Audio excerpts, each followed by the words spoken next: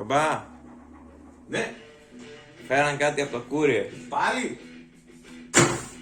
Τι είναι αυτό τώρα. Για να δούμε. Α! Πάλι! Περίμενα. Πιο χαμηλά, παιδιά, πιο χαμηλά. Ο Νίκος με θυμήθηκε πάλι. Ευχαριστώ, Νίκο. Πάμε για unboxing ή... Δεν είναι κουτί όμως, έτσι. Το κάνουμε ξεσακούλιασμα.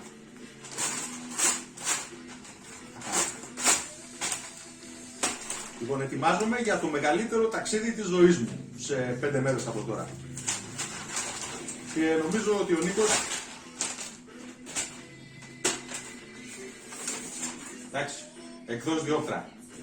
Πολύ ωραίοι, εξαιρετικές εκδόσεις, να το πούμε γι' αυτό. Αλλά το βασικότερο απ' όλα είναι ότι ο Νίκος ο Σμυρνάκης, έτσι, ο Νικόλας. Τώρα Black Sabbath είναι... Όχι, Led Zeppelin, αλλά παίζει και Black Sabbath. Γιατί δεν ξέρω. Λοιπόν,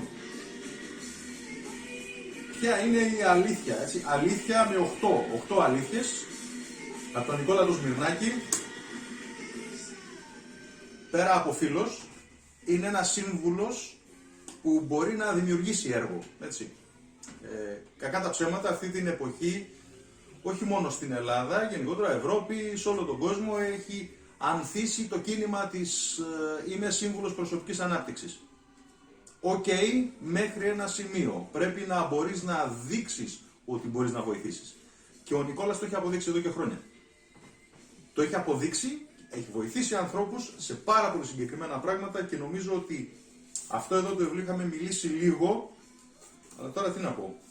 Εντάξει, δεν μιλάω για το επίπεδο της έκδοσης, εξαιρετικό, ό,τι πρέπει. Κάποιος καλή. A few moments later. Ωραία, τέλος τηλεφώνου. Αυτό συμβαίνει όταν κάνεις live και κυρίως όταν τραβάς βίντεο με το κινητό σου. Να το ξέρεις αυτό ή τουλάχιστον να κόβεις τον ήχο. Λοιπόν, 8 αλήθειες. Το βασικότερο απ' όλα, νομίζω το πιο δύσκολο σημείο του βιβλίου αυτού θα είναι να μπορέσεις να χωνέψεις μία-μία τις αλήθειες. Διότι από ό,τι κατάλαβα, με πήραν τηλέφωνο, αλλά πρόλαβα και το ξεφίλησα, τουλάχιστον να ξέρουμε γιατί λέμε. Το όλο θέμα είναι εάν θα μπορέσεις να χωνέψεις αυτές τις αλήθειες για να πας στο επόμενο επίπεδο.